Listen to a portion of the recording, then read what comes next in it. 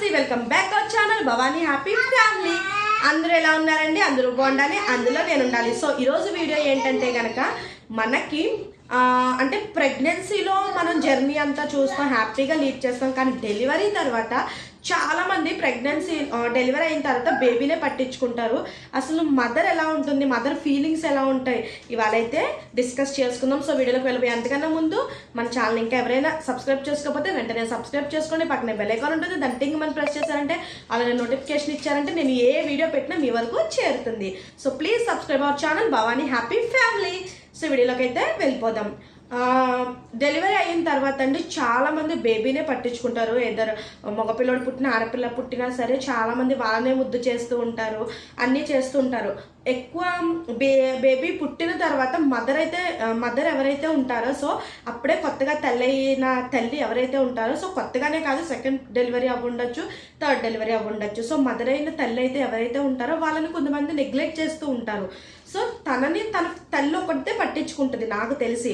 So అట్లాగా neglect చేయకూడదండి. ఎందుకంటే మీకు ఒక అద్భుతమైన వారసురాల్లో లేకపోతే మంచి బేబీని మీకు మీ చేతుల్లో పెట్టినప్పుడు సో తన్ని కూడా మీరు చక్కగా శ్రద్ధగా చూసుకోవాలి. ఎందుకంటే డెలివరీ టైంలో, ప్రెగ్నెన్సీ టైంలో ఎన్ని కష్టాలు అనుభవిస్తారో తెలీదు. మాకైతే ట్యాబ్లెట్లు వేసుకుంటాం, తర్వాత ఫుడ్ విషయంలో కానివ్వచ్చు, వామిటింగ్స్, వికారం, కళ్ళు తిరగడం, సో ఇవన్నీ ఫేస్ చేయడం ఒక ఎత్తు అయితే డెలివరీ తర్వాత ఒక ఎత్తండి. ఎందుకంటే సి సెక్షన్ అవ్వండొచ్చు, నార్మల్ డెలివరీ అవ్వండొచ్చు. సో నార్మల్ డెలివరీ అనేది కొంచెం పర్లేదు, బెటర్. కానీ ఒకవేళ సి సెక్షన్ అయితే కనుక ఆ కుట్లు అనేవి సో ఒక్కొక్కరికి 7 కుట్లు పడచ్చు, 8 కుట్లు పడచ్చు, 9 కుట్లు పడచ్చు, సో ఒక్కొక్కరికి 5 కుట్లే పడచ్చు. సో బేబీ వెయిట్ని బట్టి మనకు ఆ కుట్లు అనేది సో అక్కడ కొయ్యడం అనేది జరుగుతుంది అనమాట. కాకపోతే సో అక్కడి నుంచి రికవరీ అవ్వాలి కదండి. సో రికవరీ అవుతూ ఉండాలి. ఇక్కడ పక్కన నుంచి ఒక బేబీ అనేది ఏడుస్తూ ఉంటుంది. బేబీకి పాలు ఫీడింగ్ ఇచ్చుకోవాలి ఓ పక్క నుంచి. సో 5 నెలలు పుట్టింట్లో ఉంటారు, అది మంచిది. ఎందుకంటే తన తల్లి దగ్గరుండి అన్నీ చేసుకుంటుంది కాబట్టి ఈ ఆచారం అనేది పెట్టారనమాట పెద్దవాళ్ళు. సో తల్లి దగ్గరుండి చూసుకుంటుంది కాబట్టి 5 నెలలు రెస్ట్ దొరకడానికి. కానీ ఆ డెలివరీ అయిన తర్వాత అక్కడి నుంచి మనం మైండ్ బయటికి రావాలంటే చాలా ఇదవుతుందండి.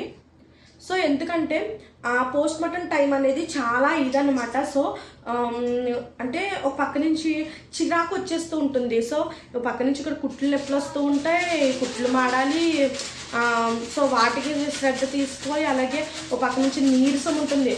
అంటే అప్పటి వరకు 9 నెలలు 10 నెలలు మోసిందంతా ఒకేసారి భారం దిగినట్లు అవుతుంది. అలాగే బ్లీడింగ్ అనేది అవుతూ ఉంటుంది. సో ఇవన్నీ అవ్వడం వల్ల ఏంటంటే కనుక సో కుట్లు అనేది మాడాలి. సో అంతా కూడా ఒక ఇదిగా ఉంటుందంట. నైట్ టైం నిద్ర ఉండదండి. ఎందుకంటే పిల్లలు ఏడుస్తూ ఉంటారు నైట్ టైము. కొంతమంది పిల్లలు నైట్ పడుకుంటారు, కొంతమంది పిల్లలు నైట్ ఏడుస్తూ ఉంటారు, కొంతమంది పగలు ఏడుస్తూ ఉంటారంటే ఒక్కొక్క నెల ఒక్కొక్కలా మారుతూ ఉంటారండి పిల్లలు. సో ఒక్కొక్క వారం అవ్వచ్చు, ఒక్కొక్క నెల కావచ్చు, ఒక్కొక్క టైంలో ఒక్కొక్కలా పిల్లలు మారుతూ ఉంటారు. సో వాళ్ళని చూసుకోవాలి.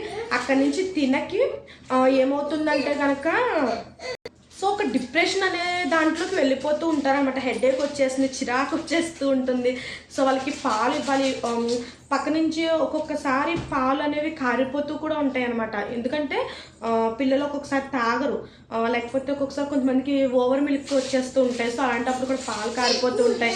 సో అది అనేది చాలా ఒక ఇదిగా ఉంటుంది అనమాట. సో అందరిలోంచి తప్పించుకోవడానికి మీ హెల్ప్ అనేది ఒక హస్బెండ్గా కావచ్చు, ఒక మదర్గా కావచ్చు, ఒక అత్తగారిగా కావచ్చు, ఒక ఆడపడుచుగా కావచ్చు, ఒక వదిన గారిగా కావచ్చు, ఒక అన్నగా కావచ్చు, ఒక తండ్రిగా కావచ్చు, ఎవరిదైనా సరే మీ సపోర్ట్ అనేది తనకి ఉండాలన్నమాట అప్పుడు. ఎందుకంటే బేబీ ఏడ్చేటప్పుడు నైట్ ఏడవచ్చు, పగలు ఏడవచ్చు, చక్కగా మీరు కొంచెంసేపు ఎత్తుకున్నారంటే కొంచెం తనకి అక్కడి నుంచి బయటపడడానికి కొంచెం ఇదిగా ఉంటుంది.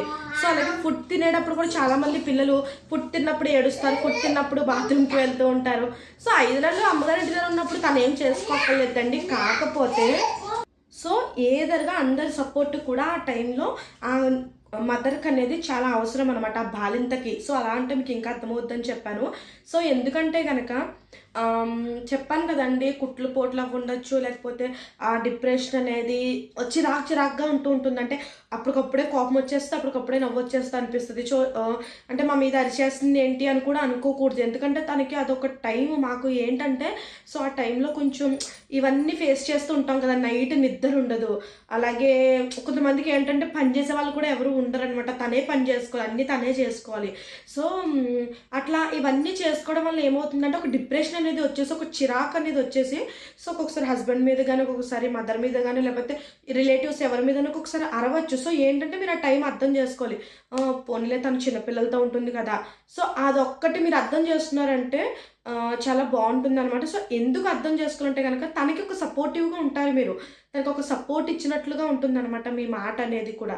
సో అలాగే మీకు ఏమన్నా హస్బెండ్ అవ్వ ఉండొచ్చు, లేకపోతే ఎవరైనా సరే చిన్న చిన్న హెల్ప్స్, చిన్న చిన్న పనులు గట్రా చేయడం, మీకు ఏమైనా టైం దొరికినప్పుడు సో అలాంటివి చేయడం, లేకపోతే బేబీని ఎత్తుకోవడం, సో ఇలాంటివి చేసినప్పుడు కూడా తనకి ఏంటంటే కొంచెం రెస్ట్ అనేది దొరుకుతుంది. ఆ డిప్రెషన్ నుంచి తను బయటికి రావడానికి అవకాశం ఉంటుంది అనమాట.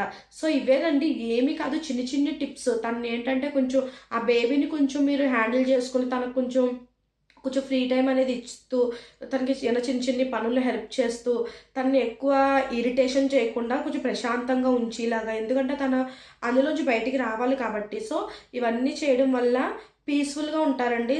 ఎందుకంటే బాలింతరాల టైం అప్పుడు హెడేక్ అవి రాకూడదు, ఏడవకూడదు కట్ట అంటూ ఉంటారు. కానీ ఆ టైంలోనే చాలా ఇదిగా ఉంటుంది.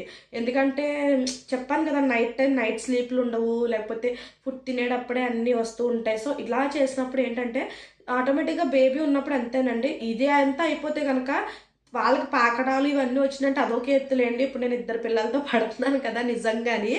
సో అంటే వాళ్ళకి తెలీదు, వాళ్ళది చిన్ని వయసు, వాళ్ళకి తెలీదు. కానీ మనకి ఒక విధమైన ఇరిటేషన్ అనేది వస్తూ ఉంటుంది. ఎందుకంటే ఎంతని మనము భరించగలం.